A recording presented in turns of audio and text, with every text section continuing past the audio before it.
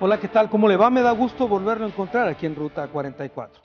Dentro de la reforma educativa impulsada por el presidente Enrique Peña Nieto, la evaluación docente se ha convertido en la manzana de la discordia. En varios estados del país se han realizado protestas, algunas más violentas que otras, en contra de esta aplicación, mientras que las autoridades de la Secretaría de Educación aseguran que esta evaluación es a favor de los maestros. Los inconformes señalan que se trata de una maniobra dentro de una reforma que no fue educativa, sino laboral. Ese es el tema que tocamos hoy aquí en Ruta 44.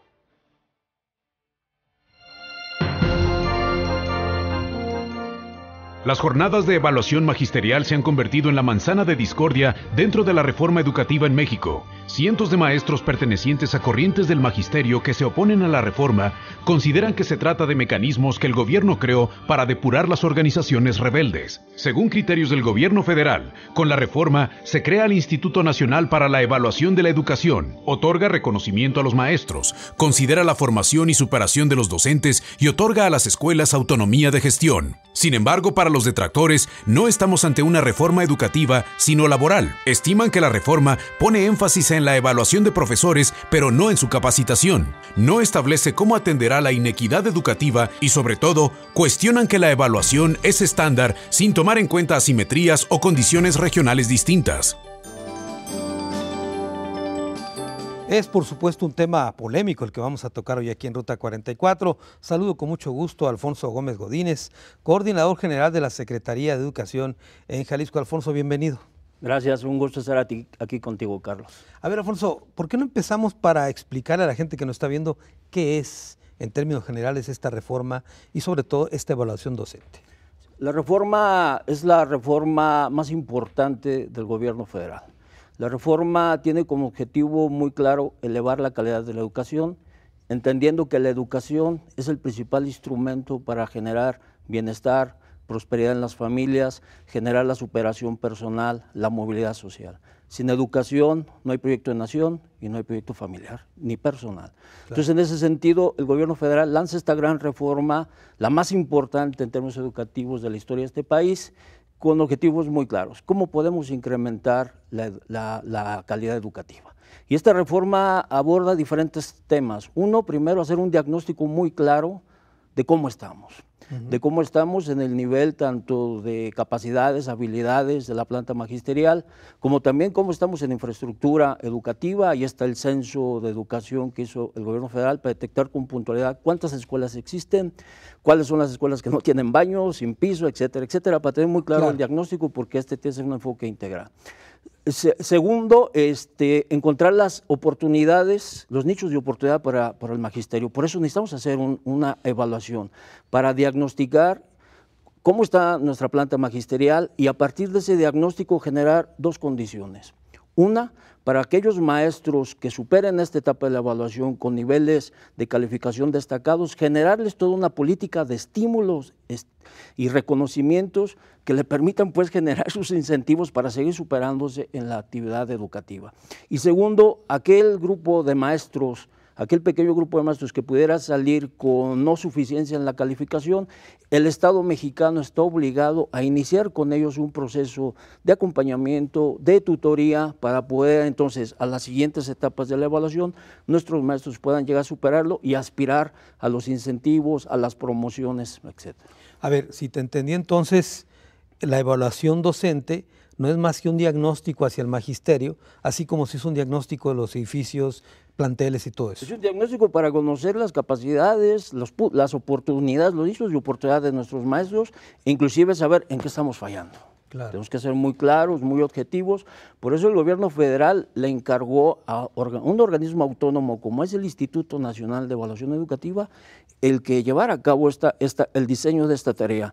Y el propio Instituto Nacional de Evaluación Educativa contrató a Ceneval, ¿no?, la Comisión de Evaluación Nacional de Educación Superior, para poder revisar con mecanismos metodológicos muy claros, muy transparentes y con estándares internacionales, oportunidades y rezagos, para poder entonces desdoblar una política de apoyo, de acompañamiento, de desdoblamiento, de capacitación, etcétera, hacia los maestros, para poder, aquellos que se encuentran en una situación de rezago, poderlos emparejar, y quienes están en una situación que sacaron el examen de suficiencia o inclusive destacado, puedan acceder, no como en el viejo esquema del escalafón, de la antigüedad, sino ahora en base al mérito, a la capacidad, poder ascender a los estímulos económicos de reconocimiento. ¿A qué atribuyes entonces esta, digamos, oposición de algunos grupos del magisterio en contra de esta reforma y particularmente de la evaluación?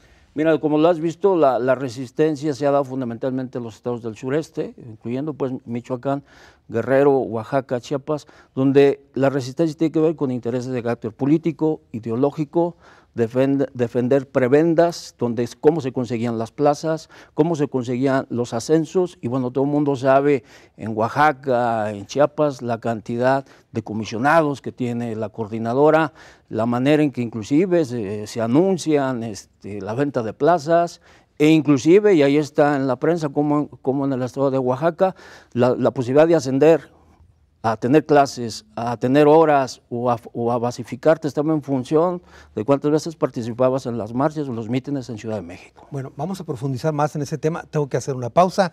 Después de la misma, escucharemos la opinión de un miembro de un sindicato del magisterio, precisamente que se opone a esta evaluación.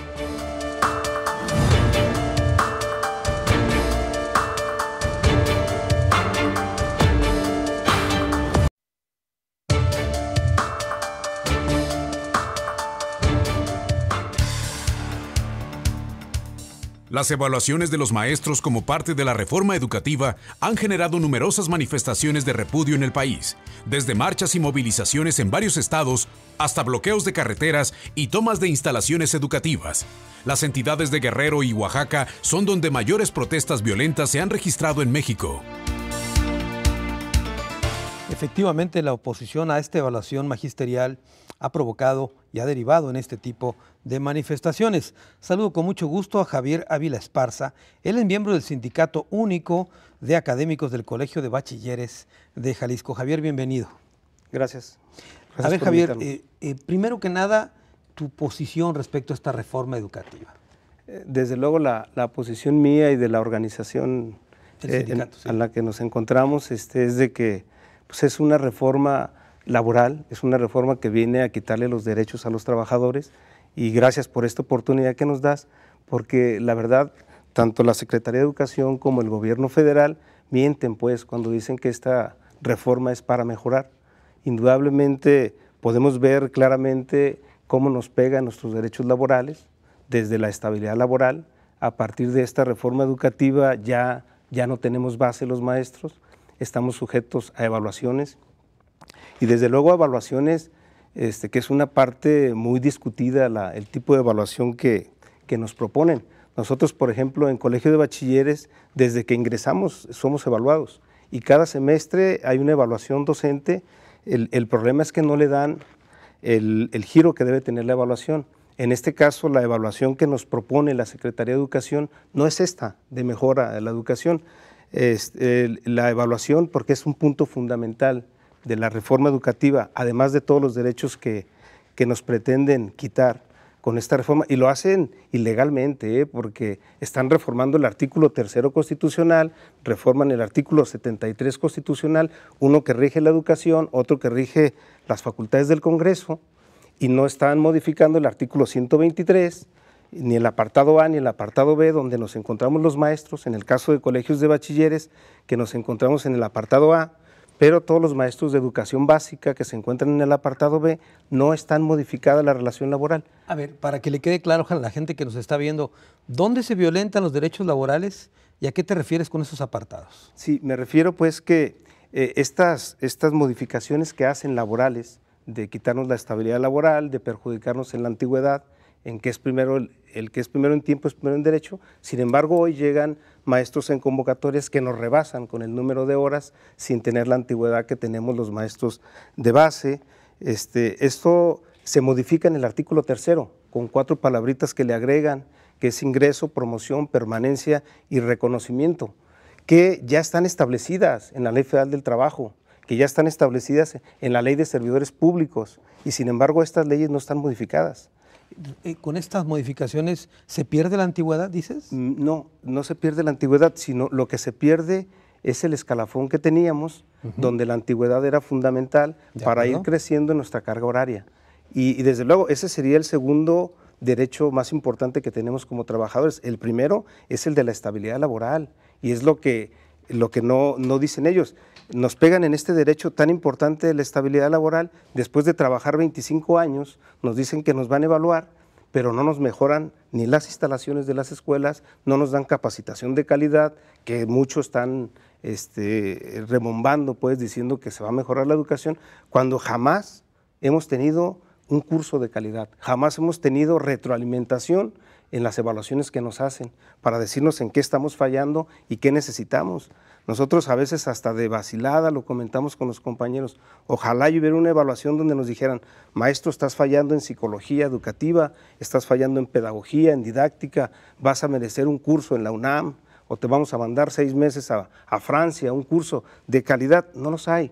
Los cursos que hacen y que da tanto la Secretaría de Educación como el Colegio de Bachilleres son cursos de reproducción, llamados con metodologías lancasterianas de hace 300 años, las usaban los ingleses, donde preparaban a un grupo de alumnos y eso reproducían el aprendizaje a 500 alumnos. Eso es lo que hace ahorita la Secretaría de Educación y es lo que hace el Colegio de Bachilleres. No gastan dinero en capacitación. Ahora, particularmente el caso de la evaluación docente. Sí. Esta evaluación, ¿por qué están inconformes con esta? Porque es una evaluación punitiva. O sea, nosotros como maestros, y eso cualquier maestro lo sabe, una evaluación es para mejorar. Una evaluación debe ser transparente, una evaluación debe ser para detectar fallas. No es así. Le decimos punitiva porque esta evaluación es para sancionar, es para etiquetarnos, para darnos un papelito y ponerlo en internet que no eres idóneo y nos van a señalar. Y ahí hay una violación no solamente a los derechos laborales, sino a los derechos humanos. Esta evaluación es para despedir, es para corrernos y está muy claro. Hace poquito el secretario de Educación decía que no nos iban a despedir con esta evaluación docente.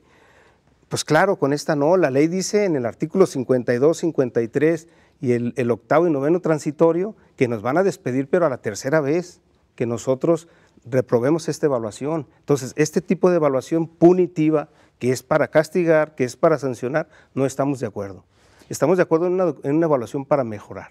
De acuerdo. Ahora, el que se diga que es un instituto ajeno a, digamos, la Secretaría que está aplicando este tipo de evaluaciones, ¿no nos deja conformes?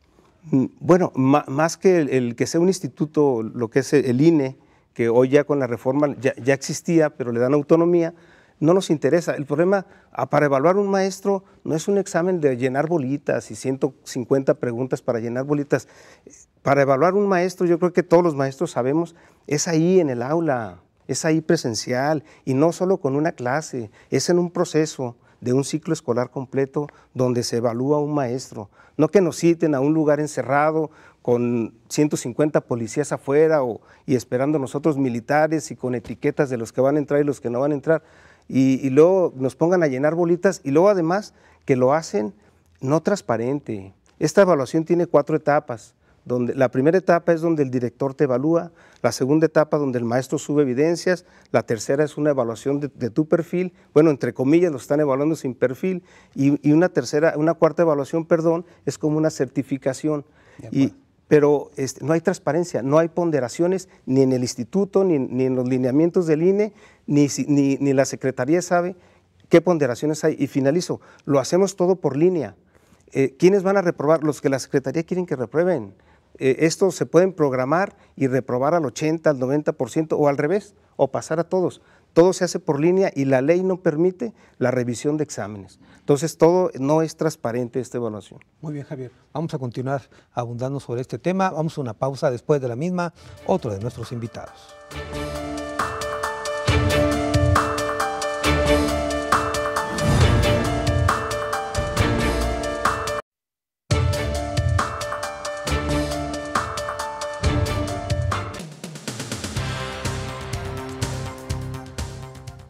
El último intento de boicot a las jornadas de evaluación magisterial de la reforma educativa sucedió en Acapulco, Guerrero.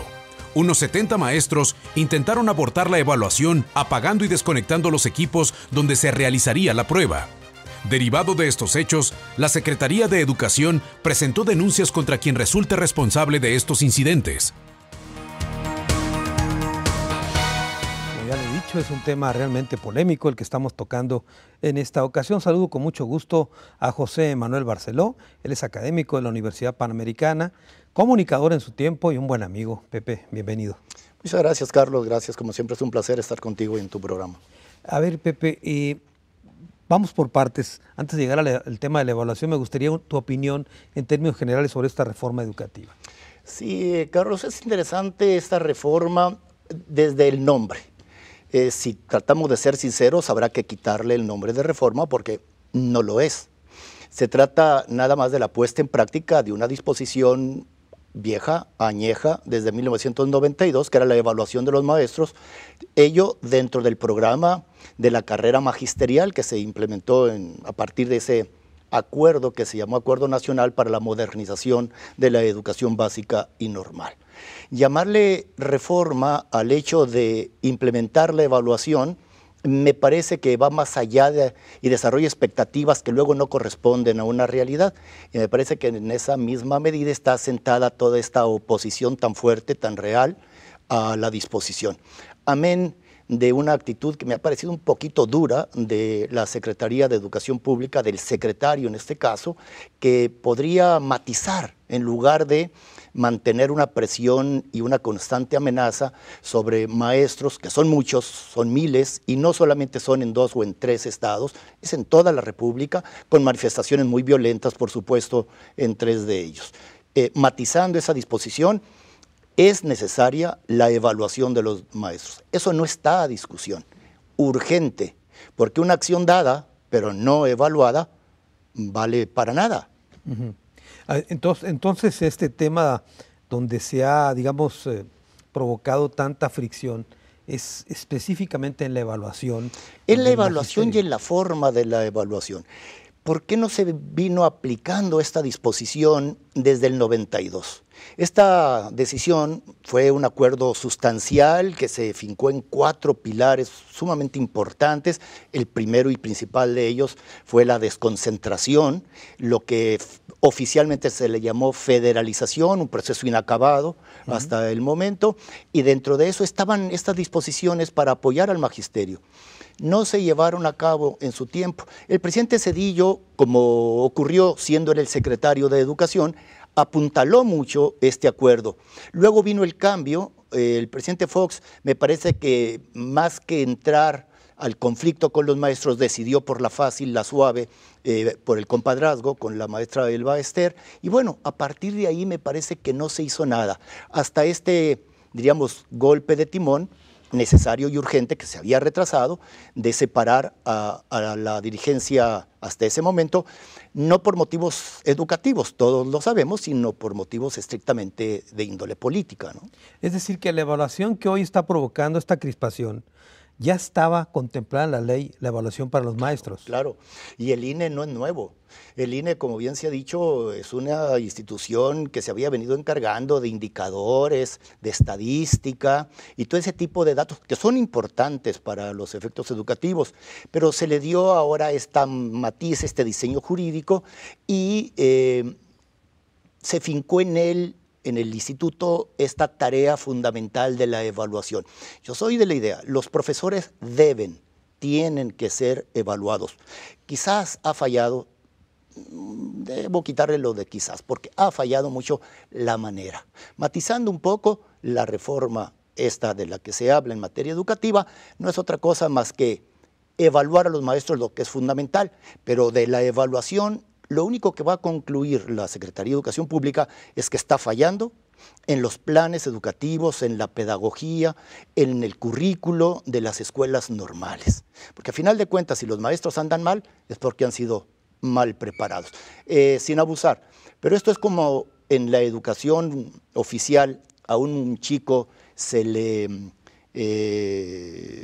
no pasa pues de ciclo, lo único que se evidencia es que ha traído una formación en las aulas muy mal. De tal manera que reprobar a un muchacho o reprobar a un maestro es nada más hacer evidente que se está fallando. Es muy necesaria también una reforma, una modificación a los planes de estudio, a los programas, a los mapas curriculares de las materias de la educación normal. Algo urgente. A ver, Pepe, has dicho en un par de ocasiones, por lo menos, el tema de las formas como se está haciendo esta evaluación. ¿Qué es lo que es equivocado en esta forma? Sí, por ejemplo, un maestro que, y me consta, participó en la elaboración de un programa educativo en filosofía para educación media, resulta que fue reprobado en la evaluación. ¿Por qué? Porque es contestar puntitos. Ahora sí que Tim Marín de Dopingüe, la mera verdad. No hay una evaluación más integral. Al maestro es una parte de la evaluación, pero un maestro se debe ser evaluado en su campo, en su espacio, y no hay otro espacio, el más íntimo que tiene la educación, que es el espacio en el aula. Claro. Ahí está la evaluación. ¿Qué recursos didácticos, pedagógicos utiliza el maestro? ¿Cómo es su exposición? ¿Cuántos conocimientos domina el maestro? Sí, ¿cómo los está llevando? ¿Y estos conocimientos que domina el maestro son los que aprendió él en la primaria o son los que corresponden al año en el que estamos? Vaya, se han modernizado los libros, que son oficiales y que en la educación básica al menos, y que se preparan a través de la CONALITEC, esta Comisión Nacional de los Libros de Texto, pues son más o menos adecuados, pero también ahí hay muchos problemas porque se hace un solo libro para todo el país y el norte es totalmente diferente al sur y el sur es totalmente diferente a la costa. Una serie de elementos que es necesario considerar para que haya algo mucho más integral y esto se resuelva y se resuelva de la mejor manera, porque como se está resolviendo, está polarizando mucho y está preocupando. Ya hay muertos y estos muertos pues son de hace unos días apenas. Bueno, vamos a continuar hablando del tema, por supuesto. Ya hemos escuchado la opinión de nuestros tres invitados luego de esta pausa, nuestro tradicional cruce de caminos aquí en Ruta 44.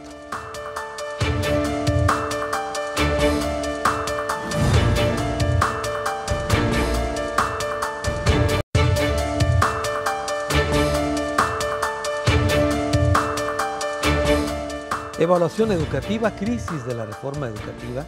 Ese es el tema que tocamos hoy aquí en Ruta 44. Alfonso Gómez, coordinador general de la Secretaría de Educación en Jalisco. Bueno, pues ya escuchamos algunos puntos de vista, recordando tus pasados de diputado. Para alusiones, si quieres comentar algo, de todas maneras yo te pregunto, el tema de la evaluación. ¿Así fue pactada o así fue elaborada esta evaluación? ¿No pudiera haber tomado matices distintos por las regiones o tiene que ser una evaluación para todo el país? Mira, la evaluación y la propia ley lo establece que se consideran aspectos considerando la particularidad de las regiones y de la zona, o sea, ese elemento está considerado dentro del proceso evaluatorio. Ahora, aquí se ha señalado que la evaluación es punitiva. Por supuesto que no es punitiva, es hacer un diagnóstico muy claro para ir de la mano con los maestros en ese proceso de superación.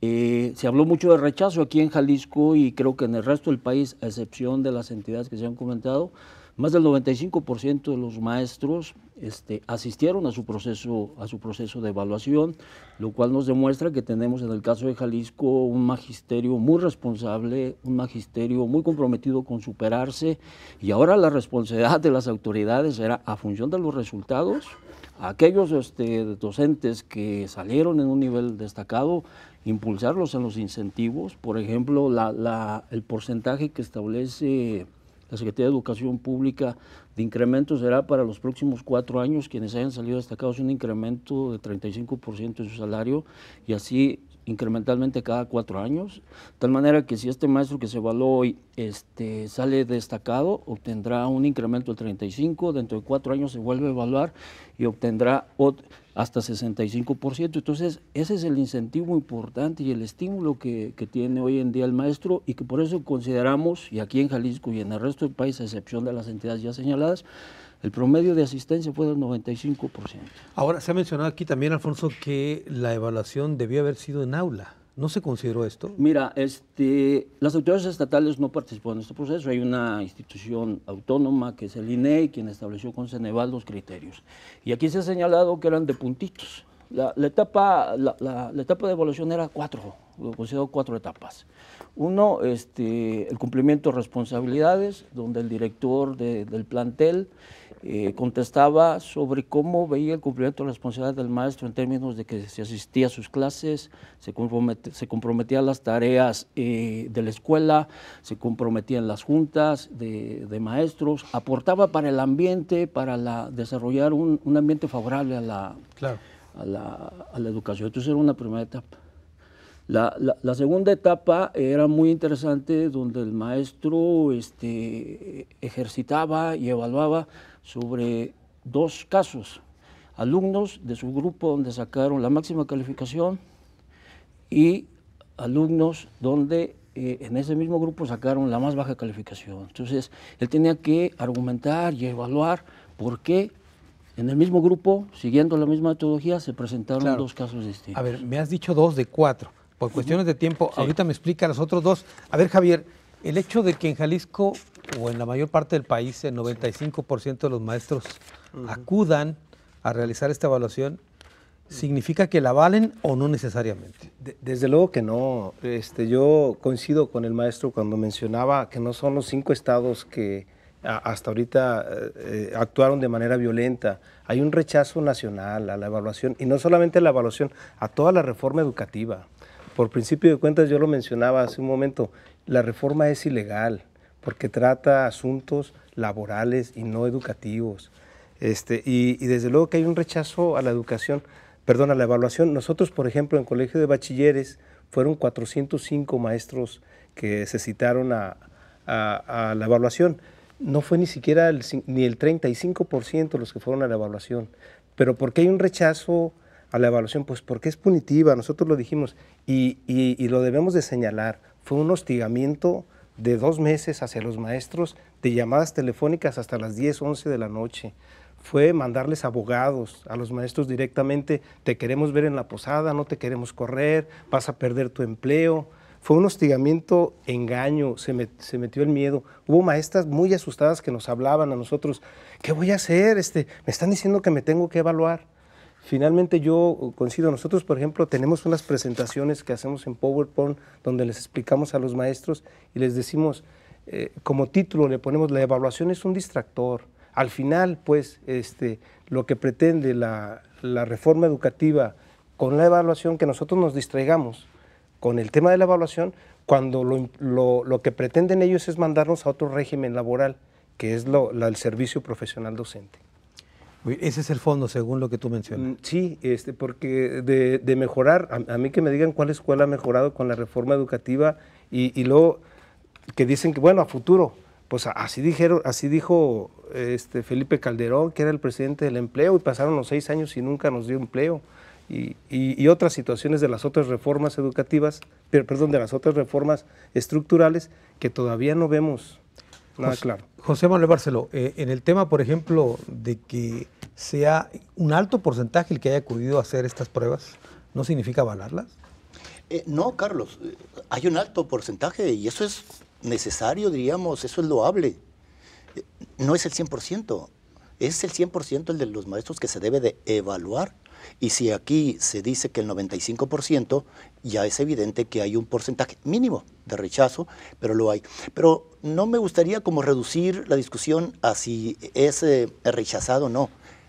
Esta evaluación de los maestros es necesaria, es fundamental, es importante que se lleve a cabo. Es parte de la herramienta que se debe de trabajar ya para poder sí lograr una mejora en el sistema educativo mexicano. Porque la mera verdad, en el fondo de los problemas que tiene este país y que tenemos nosotros los mexicanos, no hay otro más que el problema de la falta de educación. De tal manera que si la educación no se hace con elementos suficientes, con prácticas, con métodos, con insumos, nunca vamos a resolver el problema.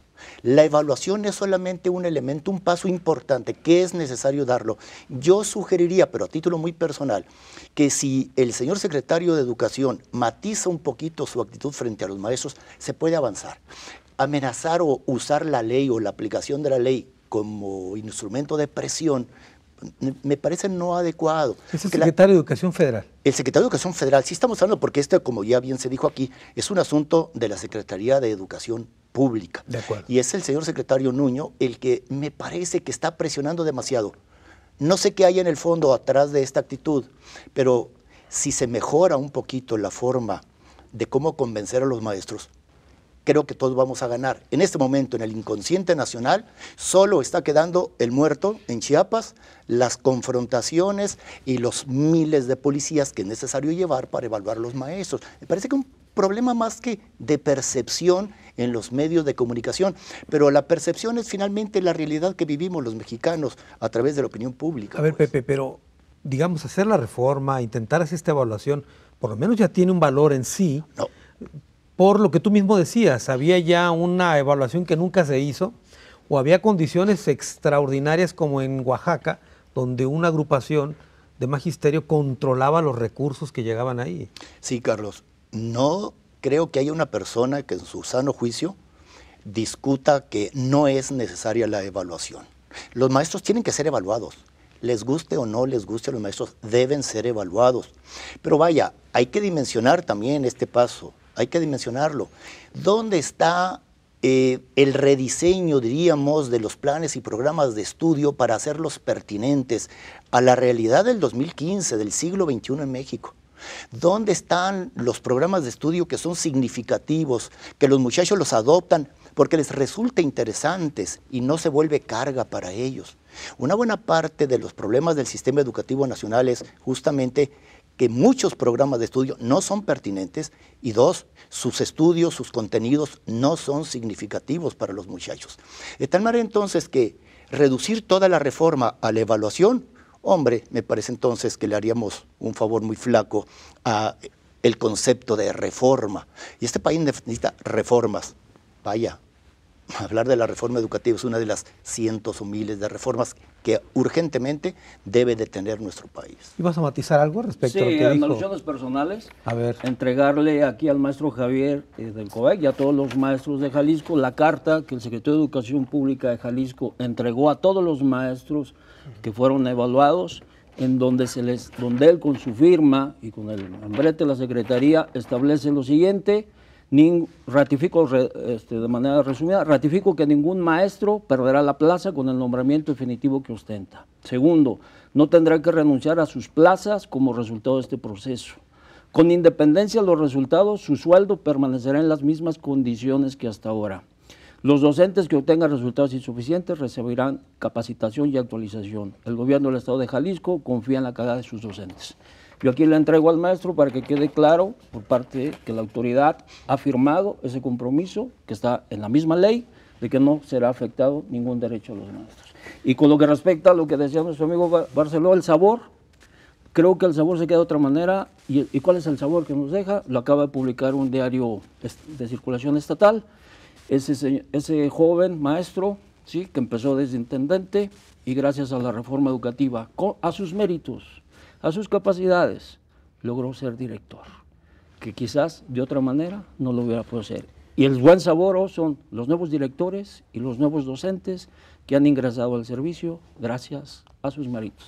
Muy bien, tengo que hacer una pausa, continuamos aquí con este importante tema.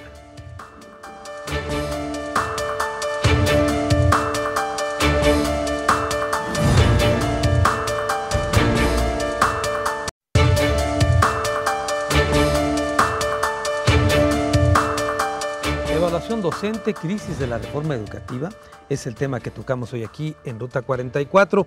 A ver, contigo Javier Ávila, regreso contigo, el tema de lo que acaba de comentar, te acaban de entregar una carta del compromiso. ¿Están satisfechos los maestros con esto? Desde luego que no, pues la propia ley en su artículo 52 y 53, el octavo y el noveno transitorio, pues hablan del despido en una tercera evaluación si algún maestro reprobase. Y desde luego habla en el artículo 53, en el párrafo cuarto, dice que serán despedidos sin responsabilidad para el patrón. Y después en el octavo transitorio pues habla que los que ya estamos, bueno, eso aplicaría para los nuevos maestros, los que ya estamos no seremos despedidos, seremos puestos a hacer una actividad distinta a la docencia de estar frente a grupo, pero no especifica si te quedas con salarios o no. Desde luego sería cuestión de comparar la ley con el documento, pero más allá de esto yo sí insistiría en que yo coincido, no estamos en contra de la evaluación, no, de ninguna manera. Un sistema educativo se tiene que estar evaluando. Yo por eso anteriormente inicié la plática aquí diciendo que nosotros siempre hemos sido evaluados. Aquí el problema de este tipo de evaluación y por lo que nosotros le llamamos punitiva es porque tiende al despido del maestro, tiende a castigar al maestro, a señalar al maestro. Entonces, no estamos en contra de la evaluación. En tu opinión, ¿cómo debería ser entonces la evaluación, Javier? La evaluación debe ser transparente, deben de poner las ponderaciones de las 4 etapas, si un maestro pide que haya revisión de examen, que lo exista la revisión de examen, que se nos diga en qué estamos fallando y mejorar. Las evaluaciones para eso son, para detectar fallas, detectar dónde está mal la educación y adelante, pero no para sancionar o para castigar, como lo dice la ley del servicio profesional docente. En eso es en lo que no estamos de acuerdo, pero no en la evaluación, adelante. En todas las instituciones se deben de evaluar, pero más las instituciones educativas. Pero yo nada más coincido con el maestro Barceló, no debemos reducir la reforma educativa de la evaluación. Es necesaria una reforma educativa desde luego. México necesita, quienes trabajamos en educación y vemos todas las deficiencias que tenemos en educación, pues vemos que es muy necesaria una reforma integral en la educación, pero que no le mientan al pueblo de México que esta es una reforma educativa. A ver, Alfonso, también mencionaba José Manuel Barceló, si en este diagnóstico no se incluyeron los programas y planes de estudio para irlos adecuando. Mira, deja decirte, y bueno, insisto, lo que comenta el maestro no es una evaluación punitiva, es una evaluación donde los maestros que salgan bien evaluados van a ser estimulados. Los maestros que tienen plaza antes de la reforma educativa, sí se les dará, si salen insuficientes en los 3, se le pedirá que ya no esté frente a grupo, por obvia razón, ¿no? Ya fueron 3 oportunidades donde con tutoría, apoyo, pues no alcanzó la suficiencia en el examen. Entonces, ¿sí existe ese apoyo? Claro, es por eso yo decía, una vez que salgan los resultados en febrero, la segunda semana de febrero del 2016, saldrán los resultados y se comunicarán de manera individual al maestro. La autoridad, tanto federal como estatal, tiene la obligación de ir con el acompañamiento, de ir de la mano. Hablaba el maestro de llamadas y de hostigamiento. ¿Qué hizo la Secretaría? Hablarle al maestro para decirle, tenemos estos cursos de capacitación para los exámenes, tenemos estos grupos de estudio para los exámenes, tenemos estos espacios, ¿sí?, donde te vamos a dar los instrumentos para que puedas generar este examen. Y hubo miles de maestros que se incluyeron, participaron, y el propio Sindicato Nacional de Trabajadores de Educación hizo lo propio. Es eso a lo que se refiere a las llamadas. Y en este sentido, hay algo bien interesante también. Una vez que ya terminó el proceso, acá en Jalisco, el Instituto Nacional de Evaluación Educativa nos hizo llegar representantes de UNESCO, contrató a UNESCO, para que viniera ahora sí, hacer una encuesta cualitativa con los actores para conocer cómo vieron el proceso. Pero no solamente está haciendo eso, sino nos acaba de llegar también otra información del INE, que va a iniciar un proceso, ahora sí, de evaluación de la evaluación, muy profunda. Están solicitando la base de datos de los maestros que fueron evaluados para sortearlos y a partir de ellos buscarlos y decirles, a ver, maestro, díganos cómo la vio, qué percibió la evaluación, si considera que le hizo falta, qué tenemos que hacer, en un ejercicio plural, claro, porque fue el primero que se hizo, ¿no? José Manuel Barceló, ¿este tipo de instrumentos, como los menciona Alfonso, son suficientes o debieron haber sido antes? En buena medida son elementos que ayudan mucho a este esfuerzo nacional para mejorar la educación, que me parece que es un esfuerzo nacional. Sin embargo, si yo no se hizo, pues tampoco ya tendríamos que estarnos ligando al pasado, ¿no? Yo creo que a partir de ya empezar a trabajar en estos elementos que son fundamentales, me parece que de las reformas estructurales que se hicieron, a la que menor atención se le prestó finalmente fue a la reforma educativa. Tú sabes, Carlos, vivimos la gente que estamos en medios de comunicación, cómo fue la reforma en telecomunicaciones. Pero al detalle la vivimos, la sufrimos o la disfrutamos. La reforma energética, ni se diga en términos en los corrillos políticos, pues ahí se rasgaban las vestiduras o se felicitaban, etc. Pero en materia educativa me parece que esto se ha quedado muy escaso. Es necesario, con elementos nacionales, digo, si se recurre al extranjero no habrá ningún problema, pero me parece que en México hay suficiente información y elementos, propuestas que hacer para mejorar todo el sistema educativo. Leyendo a Margarita, me fue el apellido, pero a Víctor Latapí, gente que son muy estudiosos del fenómeno educativo de México, ellos hacen una serie de señalamientos, hombre, que no es necesario como pensarla mucho para empezar a incidir realmente en la mejora educativa. Nuestro problema educativo en México es muy serio, es muy grande. El chico que deja la primaria y entra a la secundaria, para los profesores es un drama, la mera verdad, atenderlo, porque trae una escasa preparación. El chico que deja la secundaria y va a la preparatoria, hombre, la principal queja del maestro es, mira cómo me lo mandaron. Y si vemos en la universidad, pues ahí se resume todo el problema. ¿Dónde se tiene que resolver? Yo creo que la solución a este problema es integral, es poco a poco, hay que empezarla ya. Me parece que podría bajársele un poquito la intensidad, el protagonismo a este asunto de la evaluación y empezar a pensar en términos mucho más positivos. Dejar el asunto de la maestra olvidado atrás, porque eso fue un golpe político, nada que ver en cuestión educativa. Claro. Para poder empezar a pensar en que el problema educativo de México sí tiene solución. Muy bien, tengo que hacer la última pausa, regresamos a las conclusiones del programa.